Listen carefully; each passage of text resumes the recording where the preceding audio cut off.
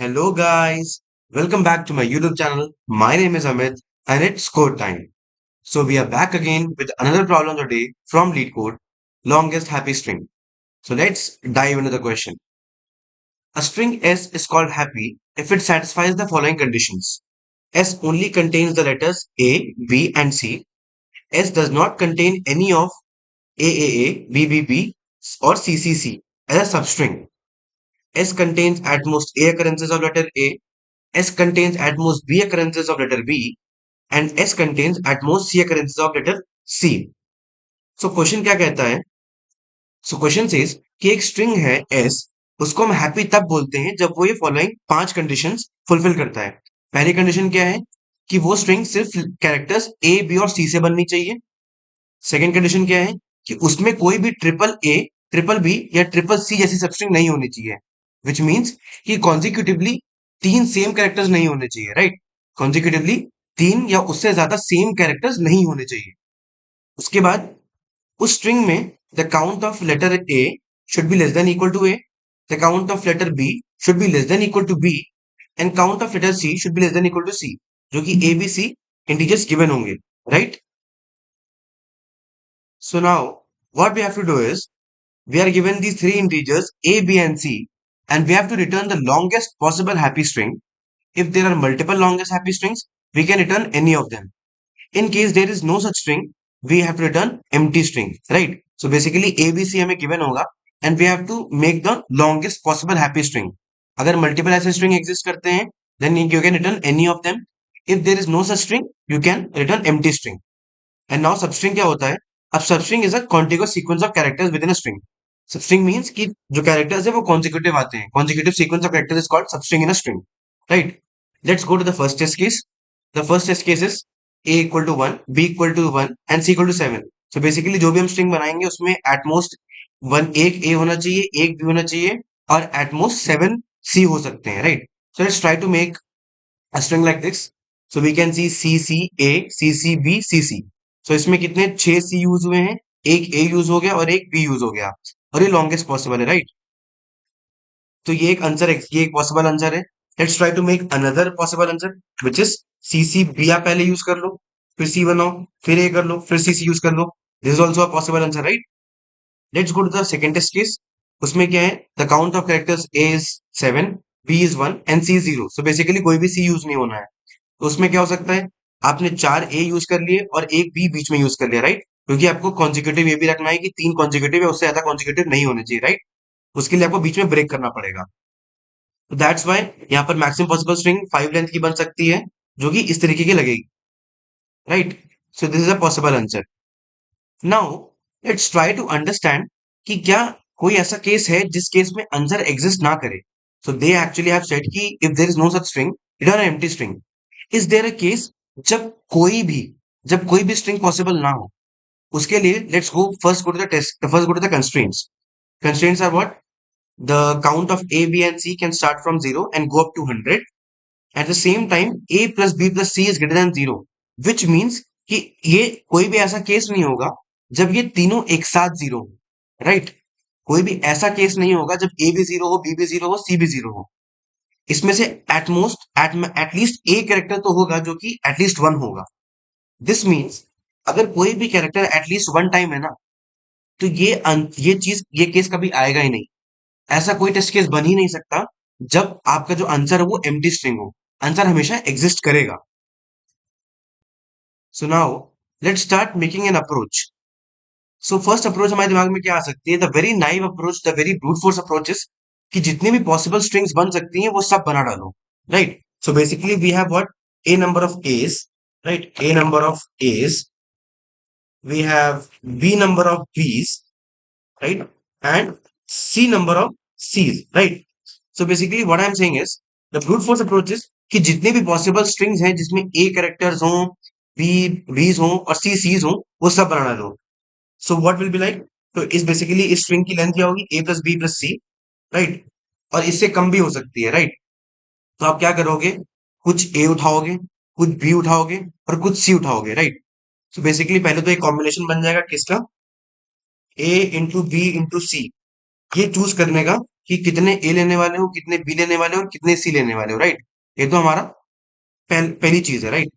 Then उसके बाद जो भी जितना भी हम इसके कैरेक्टर्स चूज करेंगे, जैसे हम लेट्स से कि हमने आई नंबर ऑफ ए चूज कर लिए और और जे नंबर ऑफ बी चूज कर लिए और के नंबर ऑफ सी चूज कर लिए, राइट। तो जो भी इसमें स्ट्रिंग तैयार होगी उसके जितने भी परम्यूटेशंस हैं, आप वो सब ट्राई आउट करके देखोगे। सो किसी भी स्ट्रिंग के परम्यूटेशंस कितने होते हैं, it's equal to the factorial of its length, right. At the same time आपको चेक भी करना पड़ेगा कि ये सारी कंडीशन जो है ना, ये फुलफिल हो रही है कि नहीं हो रही है, राइट। तो ये कंडीशन तो अपने आप फुलफिल हो जाएगी, ये भी अपने आप फुलफिल हो जाएगी, ये भी हो जाएगी, ये भी हो जाएगी। But you need to check this कि लगातार 3 ए 3 बी या 3 सी नहीं आने चाहिए, right. So for that purpose आपको एक आई प्लस जे प्लस के एक और लूप चलाना पड़ेगा। सो इसकी टाइम कॉम्प्लेक्सिटी क्या बन जाएगी, अब ये क्या है, ये भी ए प्लस बी प्लस सी तक जा सकता है, राइट। सो ये एक्सपोनेंशियल टाइम कॉम्प्लेक्सिटी है। ये क्या है, इसमें आप देख सकते हो पहले 3 लूप तो हमने यूज किए कि काउंट ऑफ ए बी और सी चूज करने के लिए कि हमारे जो स्ट्रिंग हम बनाने वाले हैं उसमें कितने ए कितने बी कितने सी होने चाहिए। हमने जब चूज कर लिया कि कितने कितने सब कुछ होने चाहिए, हमने फिर उस स्ट्रिंग के सारे परम्यूटेशंस बना के देखे। उसके बाद हमने चेक किया कि वो परम्यूटेशन जो हमने बनाए हैं वो वैलिड है कि भी नहीं है। अगर है तो हमने उसको अपने आंसर में स्टोर कर लिया। अब जो भी सबसे लॉन्गेस्ट पॉसिबल हैप्पी स्ट्रिंग बनेगी उसको हम अपने आंसर में स्टोर कराते रहेंगे। We can directly see that this approach is, it actually takes quite a lot of time, right? It's directly exponential. So this is not going to pass, right? ये तो पास नहीं होने वाली। So we have to optimize. हमें कुछ और सोचना होगा, right? What can we do? Now we can see an observation. An observation क्या है कि we should always try to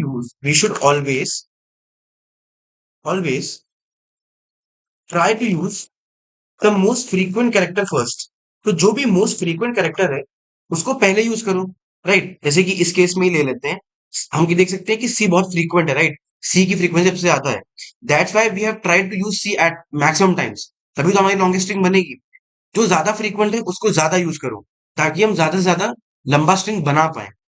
और जब भी हमें, अब सिंपल सी बात है, हम 2 कैरेक्टर्स के बाद हमें कोई और कैरेक्टर डालना पड़ेगा, since we do not want this condition to be nullified. That's why हमें हर 2 सेम कैरेक्टर्स के बाद एक तीसरा डिफरेंट कैरेक्टर डालना पड़ेगा। उस केस में हम कोई और कैरेक्टर चूज कर लेंगे। तो दैट्स व्हाई जो हमारा ऑब्जर्वेशन है, जो हमारा अप्रोच है, वो ये कहता है कि we should always try to use the most frequent character, right. हमें ये करना चाहिए। So now what we need to do is we just have to track the most frequent character. We just have to track we just have to we just have to track the most frequent character, right क्या है, right.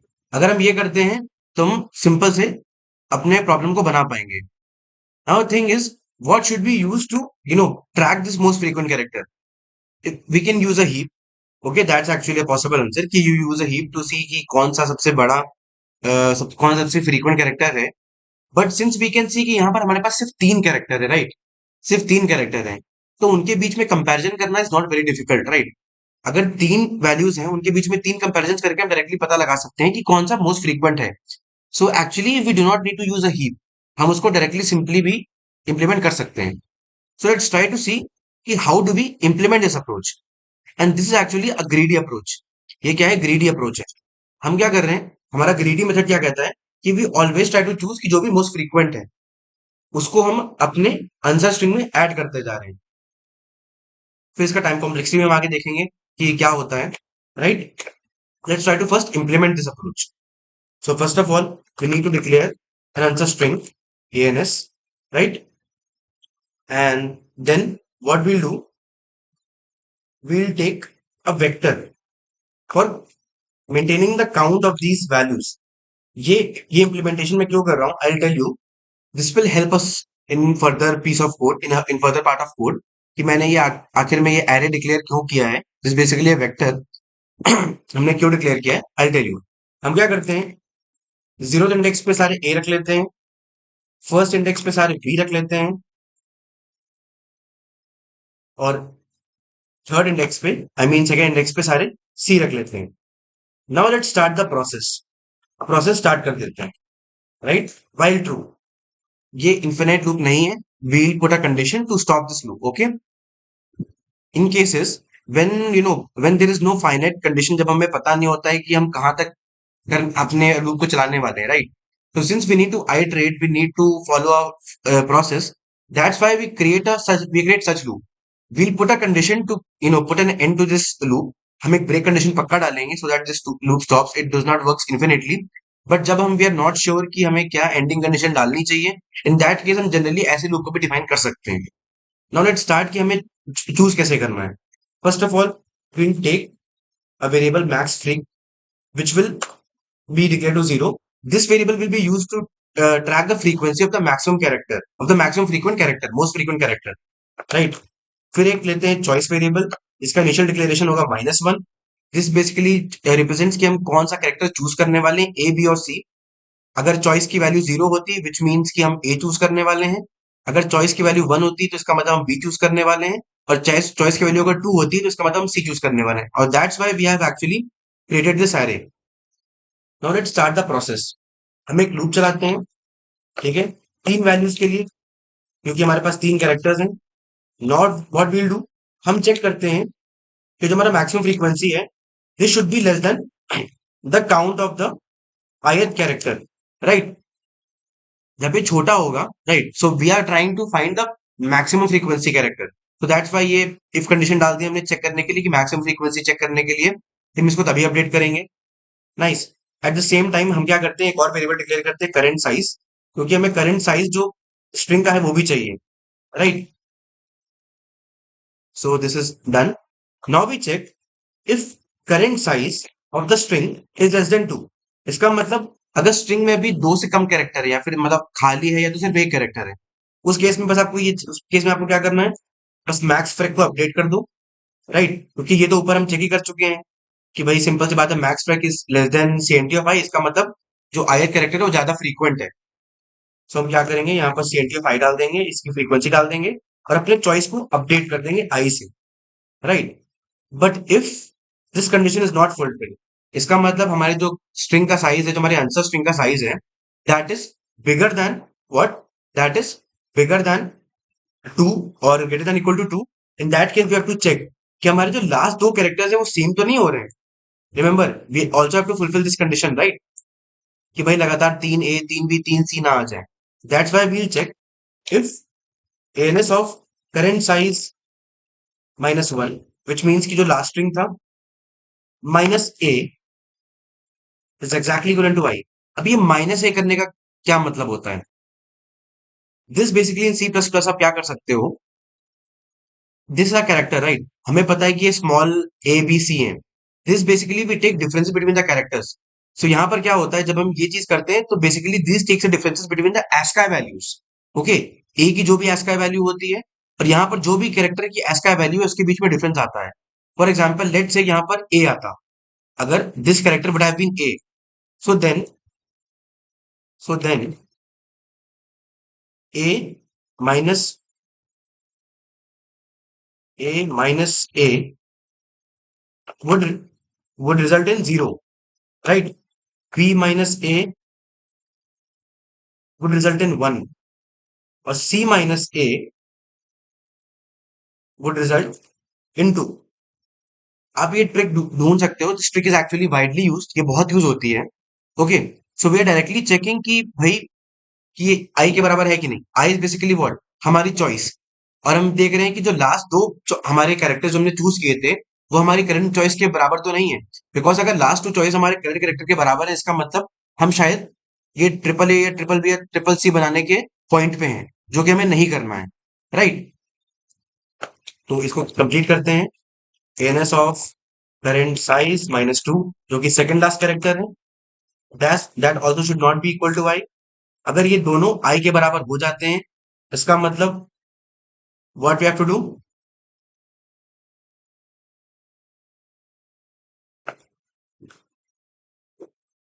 हमें continue करना होगा, because this is not a possible choice, right.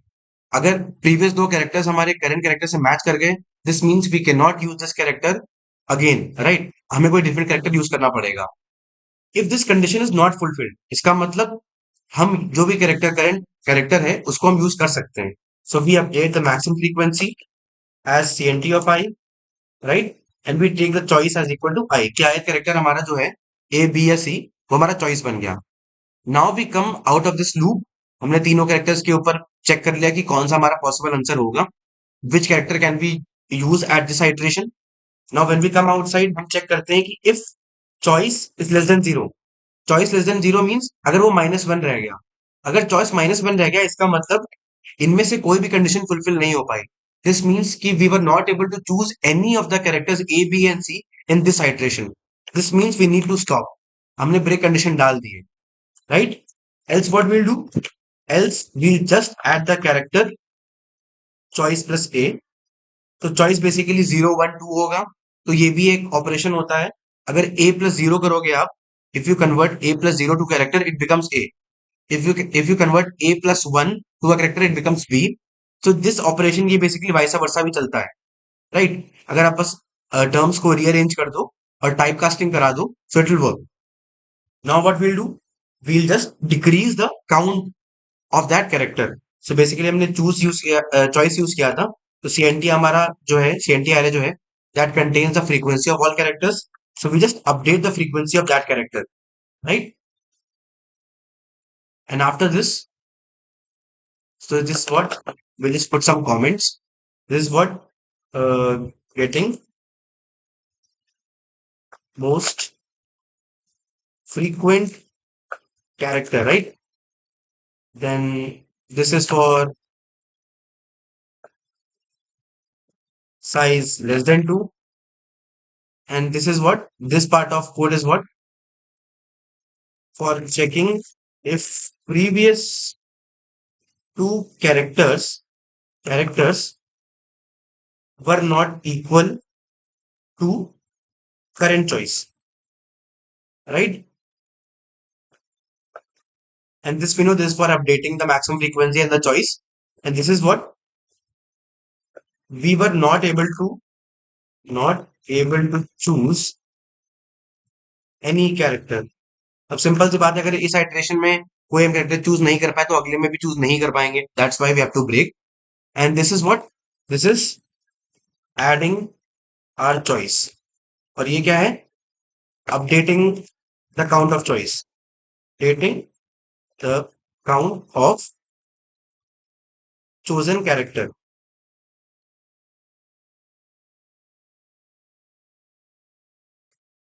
Okay, and इसके बाद हम just बाहर आएंगे फॉर लूप के, right?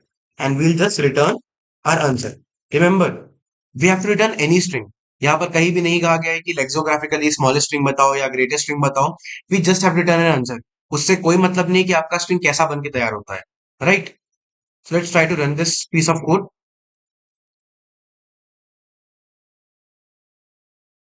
Okay, so it says vector in CNT is what? Okay, okay, sorry. We have to put a semicolon. Yeah, let's run it again.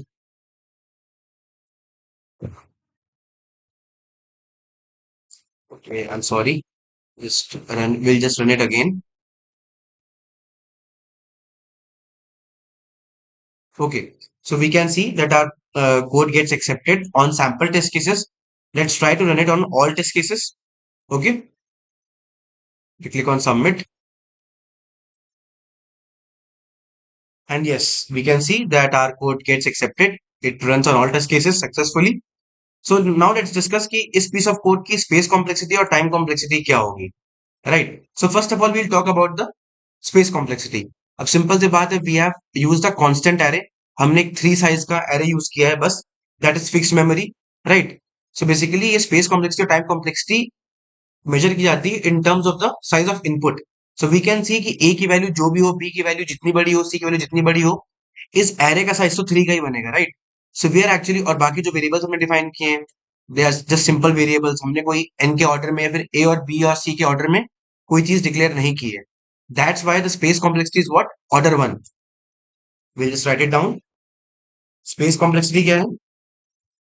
Space complexity is order 1. Now let's move to time complexity. क्या है इस piece of code की? So basically how many times will this loop work? So basically जब भी हमारा choice हम नहीं कर पाएंगे then it will break, right? तभी तुरंत रुक जाएगा. So in worst cases, this whole while loop can run at max a plus b plus c times, right? ये जो पूरा लूप है हमारा वो मैक्सिमम कितनी बार चल सकता है वर्स्ट केसेस में? a plus b plus c times, right? क्योंकि उतने हमारे पास कैरेक्टर्स हैं. अगर सिंपल सी बात है, अगर सारे कैरेक्टर्स की जो फ्रीक्वेंसी वो अराउंड नियर बाय है या सिमिलर है, तो ये जो लूप होगा ना, वो a plus B plus C times चल पाएगा कि हम सारे कैरेक्टर्स यूज कर पाएंगे. जैसे कि फॉर एग्जाम्पल इस टेस्ट केस में ही देख लेते हैं. इस टेस्ट केस में we were able to see कि यहाँ पर टोटल कितने कैरेक्टर्स थे? 9 कैरेक्टर्स थे. And we were able to use how many? We were able to use 8 characters, right? तो around A plus B plus C times चल सकता है हमारा जो ये लूप है. उसके बाद ये ब्रेक कर जाएगा, right? At the same time, at every iteration हम ये फॉर लूप भी चला रहे हैं, जो कि कितने बार रन करता है? 3 बार रन करता है, right? So basically for every iteration we run this inner loop for 3 times. So हमारा टोटल टाइम कॉम्प्लेक्सिटी क्या बनेगा? The outer loop works how many times? A plus B plus C, and the inner loop for every iteration works 3 times. So basically it's what? Three order of 3 ABC. Now we know कि भाई कोई भी constant term जब multiply होता है, the size of input say like order of 3n, order of 2n, it's just simply order n. Until इसकी factor बहुत बड़ा है. Let's say कि आप 100n कर रहे हो, या फिर 10n कर रहे हो, या फिर 1000n कर रहे हो. In that case that is not quite well, क्योंकि उस केस में ये भी हो सकता है कि आपका n का साइज कितना बड़ा है. अब यहाँ पर हम देख सकते हैं कि the factor that we are multiplying is quite very small, right? In comparison to what we are given the upper limit, उसके कंपैरिजन में जो हमारा जो multiplying factor that is very small, that's why it's not going to affect the overall time complexity very much. तो the overall time complexity of this piece of code becomes what? A plus B plus C. और अगर आपसे कोई पूछेगा interview में, in that case you have to say 3ABC and then you will say order a plus b plus c, right? That is the way. So I think that's all for today, guys. So if you like the explanation, if you like the solution of this problem, if you like the explanation of the solution, then do like, share, and subscribe. You can follow me on LinkedIn. The link is in the description. You can follow us on. You can join our WhatsApp community channel. Its link is also given in the description. And till then, we'll meet again. We'll come back again tomorrow with another problem of the day. Until then, happy coding.